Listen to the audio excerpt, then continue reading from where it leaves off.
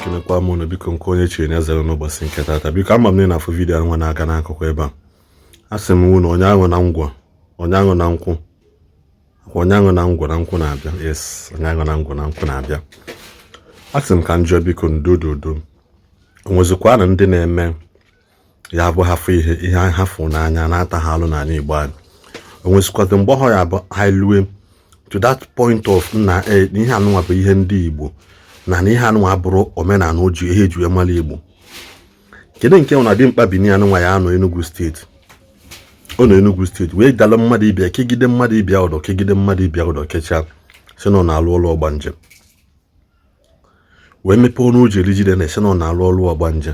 ihe anụnwa dị mkpa bini anụnwa na-eme ọ ihe anụnwa ọ bụ ọlụ ọgbanje ka ọ bụ ọlụ o decide ịlụ na-abịa mmadụ dị very dirty well very unkept very unkept short man devil wee dalụ mmadụ ebele nkwa ha unu maka ndị be anyị sị na osimiri anaghị eri mmiri onye ọ na-afọrọ okwu ya mana ọ ka mma bụ anyị na-emekata ihe n'ụwa sịkwa nwaanyị eziokwu ịma nchi maka na mmadụ gbapụtego for something ike mmadụ ibe gị ụlọ dosa ya n'etiti anwụ pụta na-asị anyị na-achụrụ ya ajọ mmụọ n'ihi na-emeli ya ndị otu.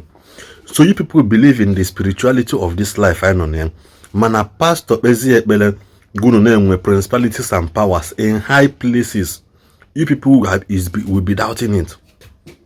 Una na doubt no nwere ihe dị ka spirit mana unu na-akpọ ndị otu unu na-akpọ ndị ọgbanje kedu ebe category ha belong in this dispensation I know n'ime nwa kita kedu ebe ha belong to. Ndị Igbo tetenu n'ụla n'ụla ka anyị were ọkịta achị dị na-achụ ewu ojii anụnwa because na ka nsi wee fịa na anyị nọzi na mgbede mana chi eji mechabịa hoo ha mmadụ kpọrọ mmadụ ibie kegide ya ụdọ kesịa wele ate ya powder techa ya powder wee bụrụ incense ndị ugwu na-amụnye na be ha ndị Hausa na-amụnyecha na be ha odo 66999 anụ pepepepepe nwa 43222 nwa ha na-amụ Hausa na-amụnye na be ha enwe ya asụ onye Igbo amụzụla amụzụ ịbịaza wele mmadụ ibe gị na-atụ mgbele ahịa na-eme advert wele mmadụ ibe gị na-eme advert some of those things ya bụ ekwu asị na-asị omenala nke omenala ọzọ but this is the evil and the calamity anyị na-achọ ka ikwu again so that na the upcoming generation will know that this is not the way of life. This is not the way of life. Ikwu ya kita asịsị kpụta mmadụ ka ekpu onye ikwu asịsị kpụta ya ka egbu na ịdị against omenala na ndị ụka jikwa wee na-preach against omenala. Who is preaching against omenala? We are just preaching against this evil unu webata n'ime ọdịnala Igbo si na nwakwa unu ma na-eme onye si ebu osu bụla ajọ mmụọ nke ya nata onye jekwuzi kịta ọsị nọ na-adọtuchi onye ejekwula onye ọ na-adọtuchi unu adọtuchi datichi ahụ o mere travel before ebe ka ọ gabalụ isi na haita unu kwụta mmadụ dụọ onwe ụlọ sị na all these things a na-adọtuchi ebe adọtu mmadụ eje na-ebutesi agwụ spirits and principalities and powers na n'ụlọ onwe ha. Bible sị ka anyị mata na there is the spirit that the arrows that fly by day and the ones by night which are the terrors by night. Mmadụ don't know like this were aka konko ekwensu ngwa anya bịa lie olile edokolo spirit na ma ha ebe ha si dobata ha na be nna gị si na nwa ka ihe na-efe ịchọ ihe na-eme ya.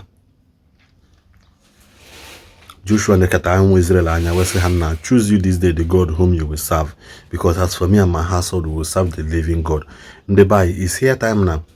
unu chuzuru nkunu ya na rapụ ndị mmadụ ka ha mee nke ha ya eme rapụnụ ndị mmadụ ka ha mee nke na mana as for this thing nwoke short man devil anụnwa na-eme ebe a ịnwụ anyị na ihe abụ omenala Igbo ịma mfochi ịnwe anwa nwụọ iyi si na this man na-eme kịta bụ omenala Igbo ịma mfochi because enwe mgbe m post video so na enwere eze nwaanyị si na alụsi ego na Asaba na ọbụrụ onye omenala ka na ha ma nke bụ eziokwu mana pụta na kwue si na alụsi ego n'ihe na-eme metere na this is not the way of life. The same people saying na ha ma nke bụ eziokwu will be the first people to attack you just like this situation of Ijele kita na-aga ọnọ na udele udelekpogide Ndị Igbo yi to the extent that no got to the extreme length to go and befriend somebody human or number one enemy of Igbo being in kind of one number mmele asare dokubambom je na-emeti ihe enyi so ka iwe megide ụmụ nwanne gị onye pụta na live video bupụta egbe na live video je meti ihe enyi na ya kịta anụ na ọ na-agba ọgbọ na-anyụ anya nkịta ọ chetakwa na ọ bụ onye Igbo mana mgbe ijele jide ama na-akpa mkpamkpa wele ya na-azọta ụtọ eme post efoto ya na social media a na-ekwu ya ijele a na-aba na nwere ihe na-eme people we are still fighting ijele mana ozogbo ijele si ka otu isi support kuba against Ebukobi those people na-ekwukọta against ijele maka atrocities ọ na-eme towards Ndị Igbo all the same people bịakwa na support ijele na-asị ya ijele ride on. All the same people kita na-eme campaign na organize online video campaign ka we maka isipọpụta ijele na kirikiri ọnụ n'ime Ndị Igbo anyị fakọlọ ọcha anyị chakọlọ afọ oji anyị jikọlọ. Can't we understand that these people are playing with our mindset for once?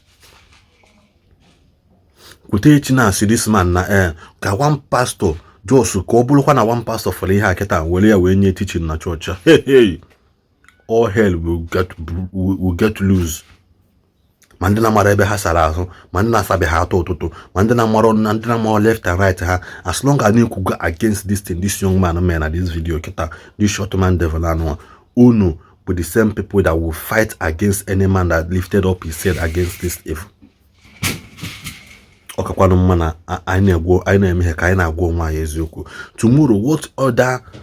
other example are you leaving for the upcoming generation? It's not all about now, but later. In the nearest future, okay, ya gwande mmadụ. Kedu ihe ya ekwu no ya nwa bụ ihe mele iji wee na-eme ụdị ihe anụ. Ihe unu mụtazi kịta onye gbagide oringo ike gwu ya megide yahoo ike gwu ya kịta anụ na ihe boys na-eje alaro na better Naija shop. Enwe video post yesterday concerning it iji nwanne anyị nwoke bụ Ezugome concerning it. People na alalo na better Naija shop imekwa mgbe ahụ ya bụ ịgakọta n'ụzọ sef onwe ka isi memisi eto ụta akwụkwọ pool agbala agba mgbe ahụ nne na nna gị pịasị ya gị asị gị na ị mụta gị ihe ọjọọ mana kịta anụnwa a na-emepezi better Naija som ịbịa na street ihe enwe better Naija 3 na 1 street. People are renting their shop now for better Naija. Landlord ya na ego rent kịta rent in the better Naija shop nwa ya nwoke abịa wele ego ahụ agbata na eweta na da rent were buje gba better Naija jeje gba that bet aha na agba so fine and then about that bet na asị gịnị bet wisely, not for those above less than 18 years manije di ya for mwazi 16 17 anaka onye nwezi rules and regulation governing Igbo people. These things abroad the life of Igbo people. I like to go behind. I am only an average Igbo person mele bụ ihe mele Ndị Igbo ihe na-eme Igbo today. I am abụ Ndị Igbo mele why? Because ịbịa na-ekwu ụka na omenala, nothing of such happen. All individual je butezia koma ebe de full stop. Ebe ahụ de full stop under abịa ti koma na ya. Wepụ that full stop ti ya koma, which means na discussion continues. Oh, ha nwapụta this confusion anụnwa na-eme na Igbo anyị. Ama m na-ekisi na necha video kabarụ share ka onye ọzọ sorokwa gị fụ ihe n'afọ ka ọ dịnụ.